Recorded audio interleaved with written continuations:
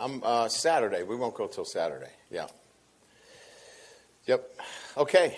I'm ready to go and ready for the great questions that everybody has.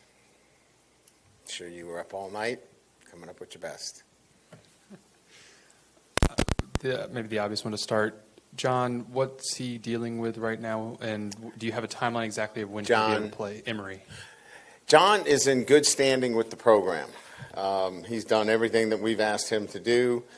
Any other comments would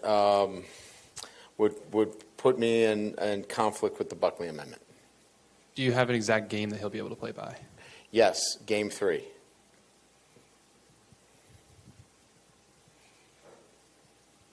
Guys, get out your slide rule, figure that one out. Got this one all covered now. Right here, Coach. Yes. One, is there an update on the injury report for today? Yes. And then two, how would you evaluate Denver Harris's first preseason under your leadership? So the guys that I had on the report, Amani Goodwin is out. He's working hard to get back, but he'll be out for this weekend.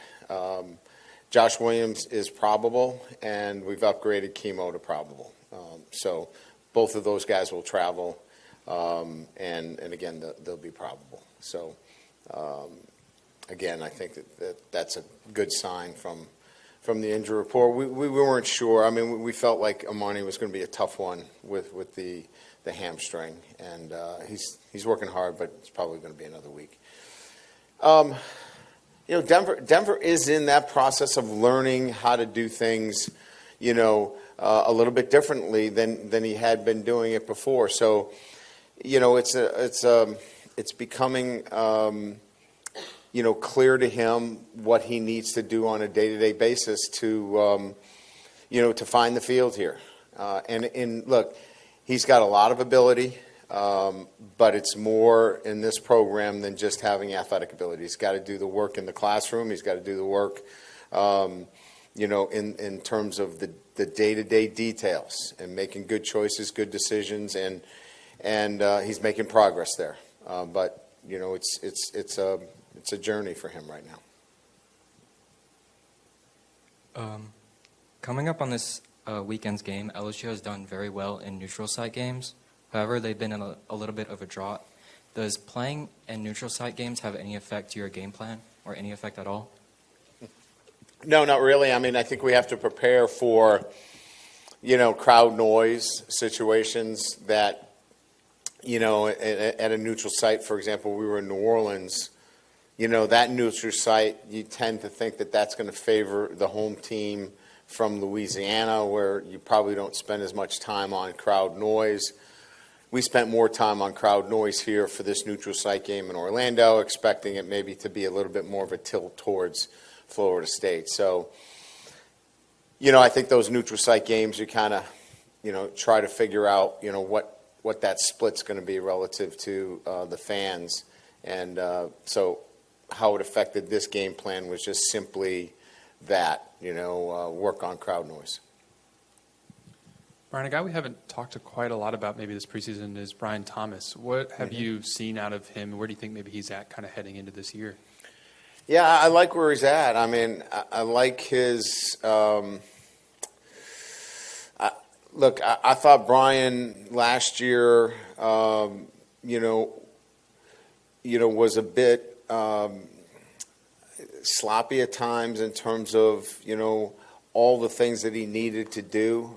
His attention to detail wasn't great. This year it's so much better. The summer he was outstanding in the classroom. I just see a more mature guy, a guy that is handling his business in a different way. I like where he's at. I really do. I think we're going to see a lot of good things from Brian this year.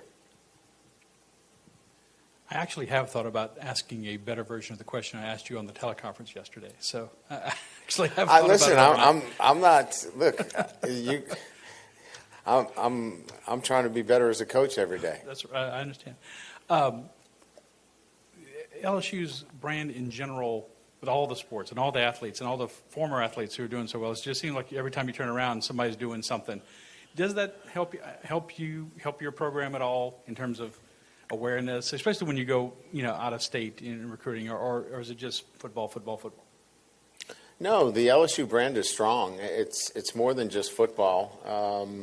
I think that the success that it has had has broadened its appeal much more than just an SEC school. It's seen as a national major brand, and that's a powerful thing.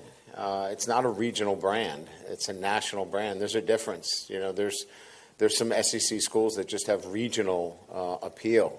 LSU has a national appeal, and certainly that attracts student athletes and helps you in recruiting from all over the country. So, no, and look, I'm beginning to see that more and more, and I think it has a lot to do with the successes of the programs, the other programs. There's no doubt, but the fan base is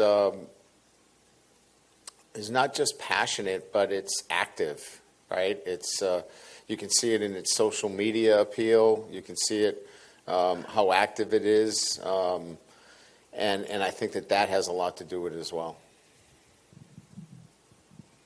Coach, can you talk about the cornerback and the safety room? A lot of pundits and people focusing on that group and the question marks there.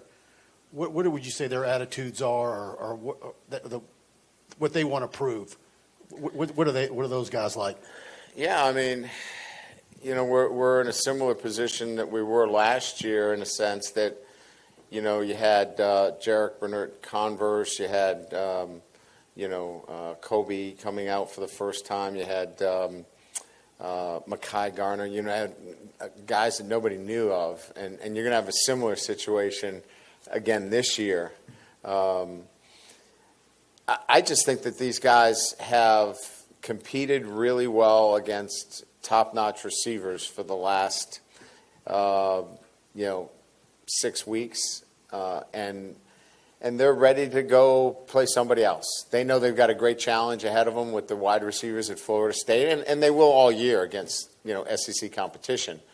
And I think the safeties feel the same way. So this is a corner safety group together that have to communicate well together, have to play together, and I just think that we're in a better place than we were last year because I think that the communication is so much better. And the understanding of what we want to accomplish, and so I think they've really worked well together. So I don't know that there's anything to prove as much as they just want to go out and compete. Right, before we get into this game, is there anyone else who is quote unavailable other than Mason and John? Mason and John. Those are the only two guys that are not available to us. When y'all look at this game just from a coaching staff, I mean, there's so many different sort of matchups that are going to have to be critical in the outcome. What do you maybe identify as the ones that are going to ultimately influence, you think, the course of this game the most? Probably what we just talked about, the one-on-one matchups, down the field. The ball's going to get thrown down the field to some elite receivers, and, we're going to have to make our share of plays down the field. Clearly, that's probably number one. Number two will be, tackling their backs. I think that's going to be an important part of this as well. Everybody knows you got to contain the quarterback in some fashion, but he's going to get his plays. I think it's just competing down the field for the football.